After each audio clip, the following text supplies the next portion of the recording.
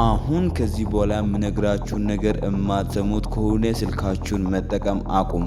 ምክንያቱም ስልክ ጥቅም እንዳለው ሁሉ ብዙ ጉዳቶችም አሉ። በዛሬ ቪዲዮአችን ስልክ እንዴት ተጀመረ፣ የስልክ ጥቅሞችን አብረን እንመለከታለን። የስልክ ጥቅሞች ብቻ ሳይሆን ጉዳቶችን ምን እንደሆኑ በደንብ አስረዳችኋለሁ። ለቻናላችን አዲስ ከሆናችሁ ቻናላችን ሰብስክራይብ እና ቪዲዮአችን ላይክ ማድረግ ከኛ ጋር በነፃ መማር ትችላላችሁ። አሁን በቀጥታ ወደ ቪዲዮ እንሄዳለን። ጀምር። ስልክ በማን መቼና እንዴት እንደተጀመረ እናያለን። እንደ ማንኛውም አዲስ ፈጠራ ስልክም ትልቅ ታሪክ አለው። መነሻውም በ19ኛው ክፍለ ዘመን አሌክዛንደር ግራሃም ቤል በሚባል ሰው አማካኝነት የተሰራው መሳሪያ ነበር። ለመጀመሪያ ጊዜ ድምፅን በኤሌክትሪክ መስመር ማስተላለፍ ተቻለ። ከዛም በኋላ ስልክ እያደገና እየዘመነ መጣ። ዛሬ የምንጠቀምባቸው ዘመናዊ ስልኮች ደግሞ በውስጣቸው ብዙ ውስብስብ አሰራሮች አሏቸው። እንዲያውም እንደ ኮምፒውተር የሚሰሩ ሚኒ መሳሪያዎች ሆነዋል። በብዛት መረጃን በገመድ አልባ መረብ ወይም በሴሉላር ቴክኖሎጂ አማካኝነት ነው የሚለዋወጡት። ይህንን ይመስላል። እሺ፣ አሁን ደግሞ በትንሹ ስለ ስልካችን አጀማመር አብራርቼላችኋለሁ። አሁን ደግሞ 10 የስልክ ጥቅሞች እና 10 የስልካችን ጉዳቶች እነግራችኋለሁ። እስከዛ ግን ይህን ቪዲዮ ላይክ ካላደረጋችሁ አድርጉ፣ ቻናሉንም ሰብስክራይብ። ዛሬ ስለ ስልካችን ጥቅሞችና ጉዳቶች እናወራለን። እሺ፣ የ10 ጥቅሞች ዝርዝር። አንደኛ፣ ለግንኙነት፣ በዓለም ዙሪያ ካሉ ሰዎች ጋር ለመገናኘት። ሁለተኛ፣ መረጃ ለማግኘት፣ ከኢንተርኔት ብዙ መረጃዎችን ማግኘት ይቻላል። ሶስተኛ፣ ለማዝናኛ፣ ጨዋታዎች፣ ፊልሞች ወይም ሙዚቃ ለማቅረብ። አራተኛ፣ ለስራ፣ ኢሜል ወይም ሰነዶችን ለማስተካከል። አምስተኛ፣ ለትምህርት፣ አዳዲስ ነገሮችን ለመማር። ስድስተኛ፣ ለካርታና አቅጣጫ ለማወቅ። ሰባተኛ፣ ፎቶና ቪዲዮ ለማንሳት። ስምንተኛ፣ ገንዘብ ለማስተላለፍ። ዘጠነኛ፣ ቀጠሮችን ለማስተዳደር።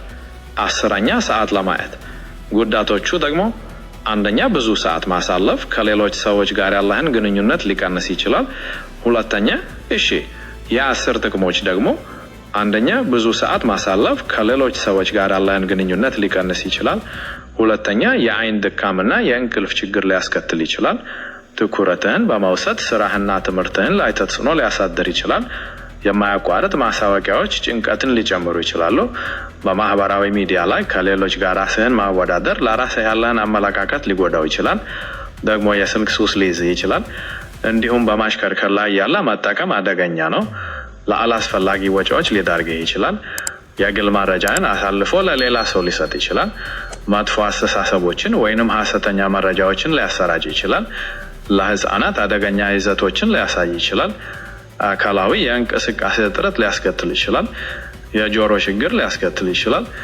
የስልክ ሞገድ ለጤና አደገኛ ሊሆን ይችላል።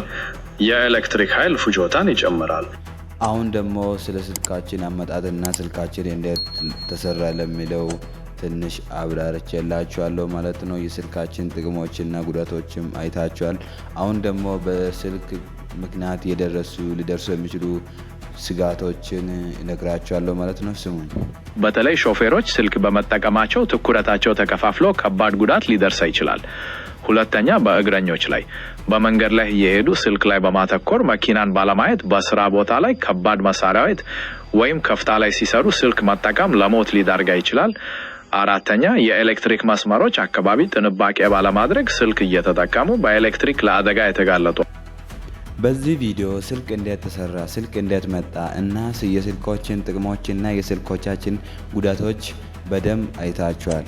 ከዚህ በኋላ ስልክ የት እንደመጠቀም እንዳለባችሁ፣ ምን አይነት ሰዓት እንደመጠቀም እንዳለባችሁ በደንብ አስረድቻለሁ ማለት ነው። ለቻናላችን አዲስ ከሆናችሁ እንዲህ አይነት ጠቃሚ መረጃ የምትፈልጉ ሰዎች ከሆናችሁ ሰብስክራይብ ያደረጋችሁ፣ ቪዲዮአችን ደግሞ ብዙ ሰው ጋር እንዲታይ ላይክ ያደረጋችሁ አበረታቱን። ይመቻችሁ።